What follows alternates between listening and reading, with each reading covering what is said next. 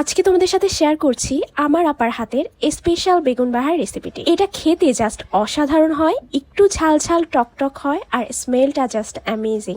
ফার্স্টে প্যানে তেল দিয়ে বড় সাইজের বেগুনগুলো 2 ফালা করে কেটে লবণ হলুদ মাখিয়ে তেলে হালকা ভেজে নিল।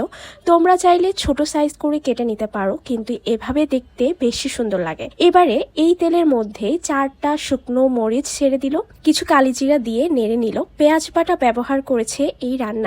হলুদ গুঁড়ো মরিচ গুঁড়ো দিয়ে পানি দিয়ে দিল অল্প করে, ধনে গুঁড়ো, বড় 2 চামচ টক দই, সব একসাথে নেড়ে ভালো করে মশলাটা কষিয়ে নিল। অ্যাড করে দিল পরিমাণ মতো লবণ। মশলা কষাতে কষাতেই দিয়ে দিল তেজপাতা। মশলাটা ভালোভাবে কষিয়ে নিলে ভেজে রাখা বেগুনগুলো তাতে একে একে করে ছেড়ে দিল। আরো একটু লবণ অ্যাড করে নিচ্ছিল, কারণ আগের বারে লবণ একটু কম মনে হচ্ছিল। রান্নাটা শেষের দিকে এলে ধনে পাতাগুলো ছড়িয়ে দিয়ে দিল। দেখো, এটা দেখতেও যেমন বেশি সুন্দর, ট্রাস্ট মি খেতেও অনেক বেশি মজা হয়েছিল। একবার খেলে জাস্ট তোমার মুখে লেগে থাকবে।